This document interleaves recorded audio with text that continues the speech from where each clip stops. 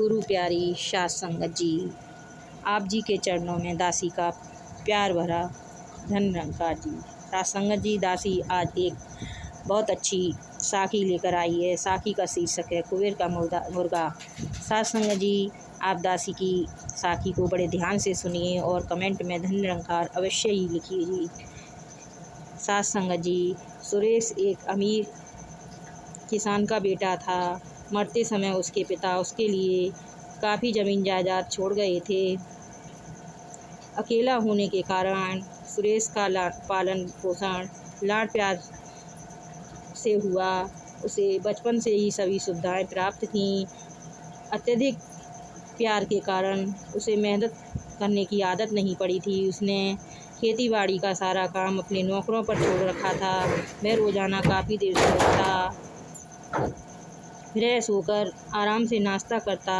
कभी मन करता तो खेतों की तरफ निकल जाता, नहीं तो घर में बैठकर दोस्तों के साथ मैच खेलता रहता था। सास संगत जी, मालिक लापरवाह हो तो नौकर भी काम से जी चुराने लगते हैं। इतना ही नहीं, मौका पड़ने पर चोरी करने से भी नहीं चूकते। ऐसा ही सुरेश के साथ होने लगा। धीरे धीरे जायदाद बिकने लगी। सुरेश के पिता के मित्र कैलाश भी उसी गांव में रहते थे। गणेश की सुरेश की गिरती हुई आर्थिक स्थिति को देखकर बहुत दुखी हुए। उन्होंने अपने मित्र के पुत्र को समझाने की ठान ली थी। एक दिन शाम को कैलाश जी सुरेश के घर गए। उस समय वह बैठक में अकेला बैठा था और बहुत चिंतित दिखाई देता था। अभिवादन किया उसने, अपने चाचा का अभिवादन किया। कैलाश ने पूछा, क्या बात है बेटा, तुम बहुत चिंतित दिखाई दे रहे हो। सुरेश ने उत्तर दिया, क्या बताऊं चाचा जी, पिछले कई वर्षों से नुकसान ही नुकसान हो रहा है। जो खेत पहले सोना उगलते थे, अब वहाँ कुछ भी पैदा नहीं होता। सारी जायदाद बिकती जा रही है। अब तो लगता है ज़मीन भी बिक जाएगी। कैलाश को यह बात पहले से ही पता थी। वह इस नुकसान के कारण को भी जानता था, लेकिन उसने इस समय बिल्कुल चुप रहना उचित समझा। दोनों कुछ देर चुप बैठे रहे। फिर कुछ सोचते हुए कैलाश बोला, बेटा, तुम्हारे पिता मेरे मित्र थे। तुम्हारी यह दयनीय दशा देखकर मुझे दुख होता है, लेकिन भाग्य का लिखा तो कोई टाल भी नहीं सकता।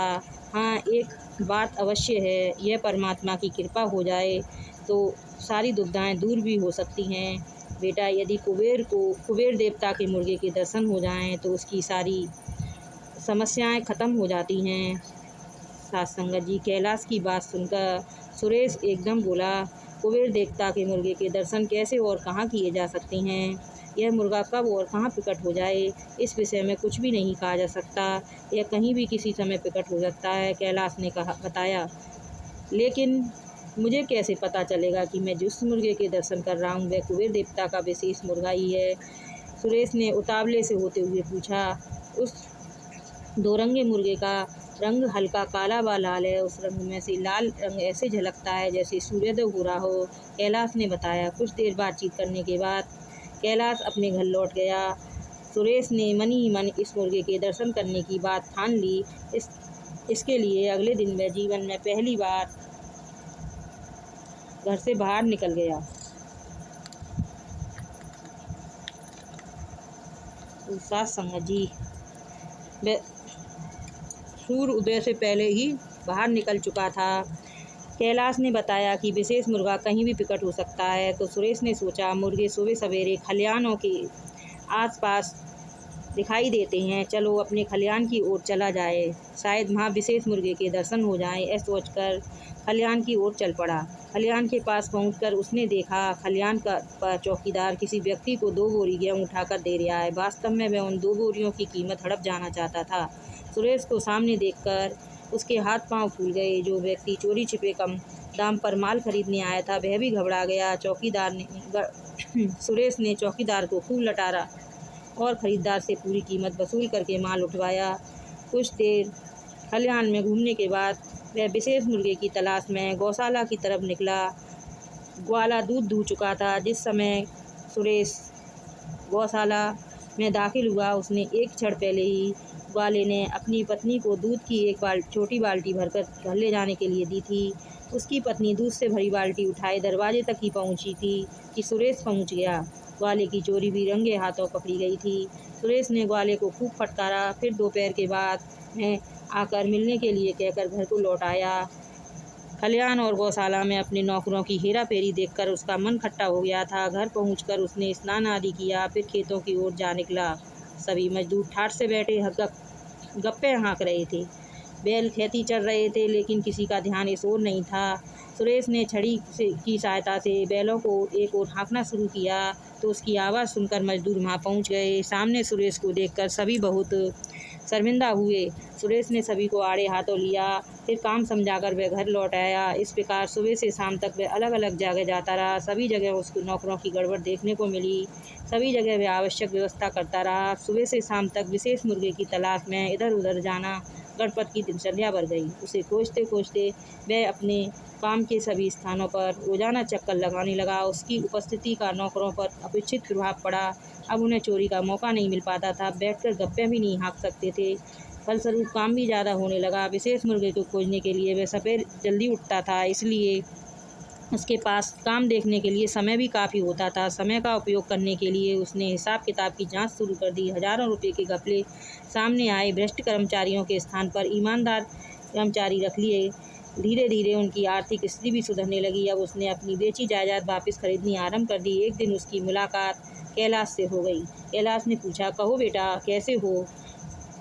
आपका आशीर्वाद है चाचा जी। अब तो स्थिति काफ़ी सुधर गई है। वास्तव में नौकर बेईमानी कर रहे थे। आप द्वारा बताए गए विशेष मुर्गे को खोजने के लिए मैं सुबह जल्दी ही उठ जाता हूँ। इससे काफ़ी समय मिल जाता है। इस समय मैं ज़मींदारी का काम स्वयं देख लेता हूँ।